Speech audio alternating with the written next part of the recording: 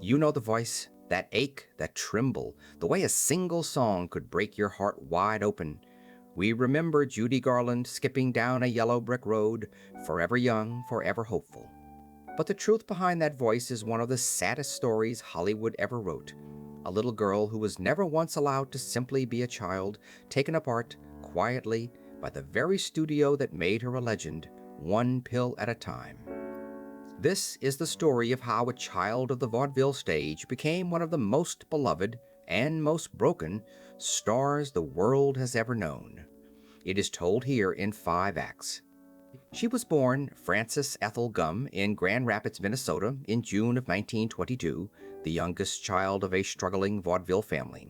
Her parents ran a small movie theater, and before little Frances could even read, she was already standing on its stage singing for the crowd.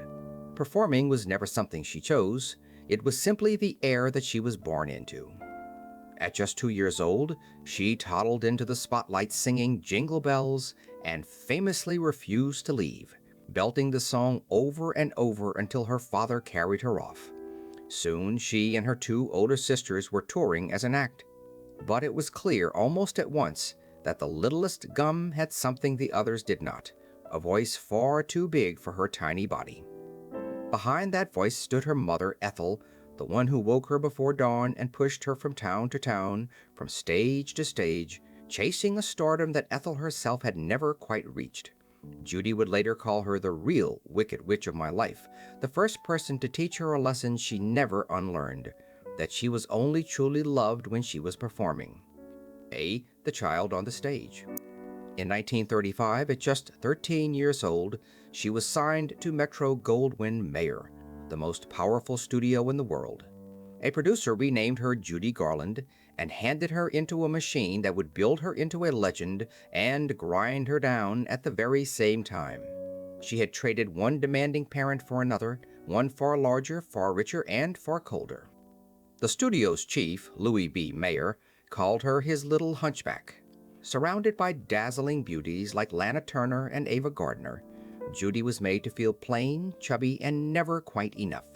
They capped her teeth, reshaped her nose with rubber discs, strapped her into painful corsets, and controlled every bite she ate, coffee, cigarettes, and clear soup, all to keep her thin. And to keep a growing teenager working 18-hour days, the studio doctors reached for something far darker. Amphetamines to keep her awake and slim, barbiturates to force her back to sleep at night. She was handed her first pills at 15 with her own mother's blessing. She would fight their grip and lose to it for the rest of her life. Judy Garland was just 15 years old when the studio began feeding her the drugs that would, one day, help to kill her. Over the rainbow. Then, in 1939, at 16, she stepped into a blue gingham dress and a pair of ruby slippers and became Dorothy Gale. The Wizard of Oz turned her into one of the most beloved faces on earth and gave her a single song that would follow her like a shadow and a prayer for the rest of her life. Over the Rainbow almost didn't survive. The studio tried 3 separate times to cut it, complaining that it slowed the picture down. Instead, it won the Academy Award for Best Song and became her anthem forever. For a girl who had never known a safe or ordinary home, she had somehow sung the whole world's longing for somewhere better. For her performance, she was handed a special miniature Academy Award honoring the Best Juvenile Performer of the Year. She was just 17 years old, and already behind the fresh young smile the cameras adored, she was exhausted in a way that no 17-year-old should ever be. The studio worked her without mercy, 4 and 5 films a year, one rolling straight into the next. There was the Andy Hardy series and a long string of musicals, all made on a punishing schedule that never once let up. She was a global movie star and an overworked teenage employee, and the machine simply would not stop. And what films they were. She danced with Fred Astaire in Easter Parade.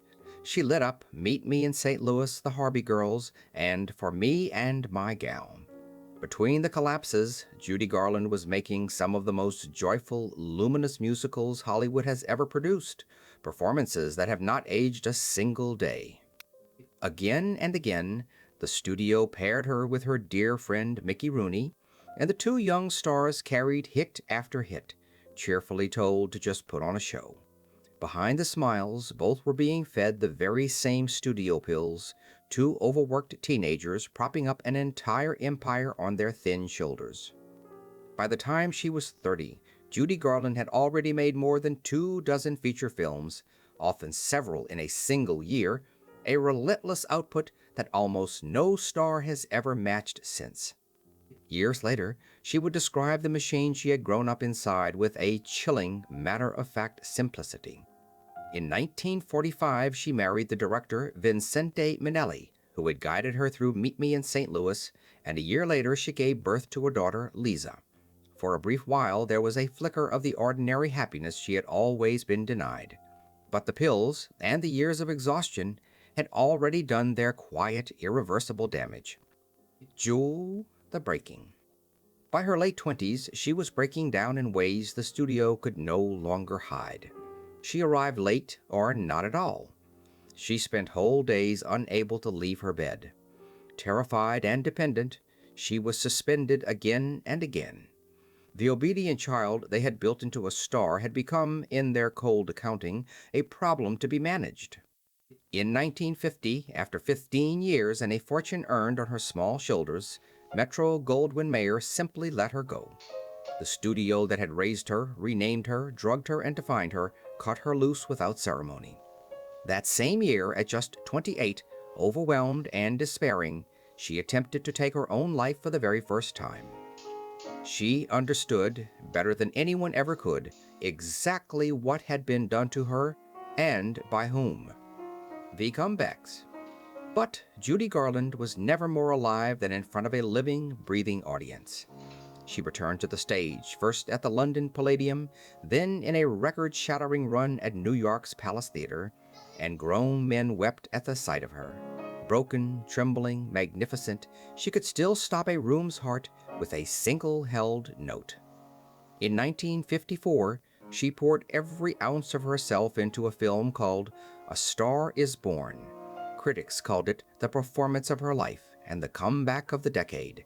She was nominated for the Academy Award for Best Actress, and on the night of the ceremony, everyone in Hollywood was certain that she would finally win. She didn't. The Oscar went to someone else while Judy lay in a hospital bed, having just given birth to her son. A television crew that had set up in her room to capture the win quietly packed up their cameras and left. One columnist called it the biggest robbery since Brinks. To Judy, it was the town telling her, one more time, that she would never quite be enough. And yet, on one April night in 1961 at Carnegie Hall, she gave what many still call the single greatest concert in the history of show business. For 2 hours, she held thousands of people utterly spellbound. The live recording swept the Grammy Awards. For one shining, unrepeatable night, the whole world loved her exactly as she was. Her Carnegie Hall recording won 5 Grammy Awards, including Album of the Year, the first ever won by a woman. The long goodbye. But the fortune she had earned, mishandled for decades by the people around her, was almost entirely gone. Her health was failing, her marriages, 5 in all, kept collapsing under the weight of her illness and her terror of being left alone. She kept performing night after night because she simply had to on a body that had almost nothing left to give. The final years were cruel and uneven. Some nights she arrived late or lost her voice and was booed by the very crowds who had once adored her. Other nights she was suddenly impossibly transcendent, and those same crowds roared to their feet. She was, to the very end, unable to stop giving an audience the love that she herself had never been given. Through all of it, through every collapse and every comeback, she never quite stopped believing in the promise of that one old song. Gone. On the 22nd of June, 1969, in a small rented flat in London, Judy Garland was found dead of an accidental overdose of the very same kind of pills a studio had first handed her as a frightened child of 15. She was just 47 years old. The little girl from the vaudeville stage had finally been allowed to rest. More than 20,000 people lined the streets of New York to say goodbye. And in a strange and moving twist of history, her funeral fell within the very same days as the Stonewall Uprising. Judy, who had suffered so much and sung through all of it, became a lasting symbol of hope and defiance for those the world had pushed to its margins. Her daughter, Liza Minnelli, would go on to become a legend in her own right, one day winning the very Academy Award that had once slipped through her mother's fingers. And that song, that impossible aching wish for somewhere over the rainbow, became one of the most beloved recordings ever made. She spent her whole life being told she was not enough by the very people who could not have existed without her. But the world remembers the truth. That voice, that heart, that little girl who only ever wanted a home and who gave the rest of us the song we reach for whenever we need to believe in one. If her story stayed with you, please consider subscribing. There are so many more lives from Hollywood's golden age still waiting to be told.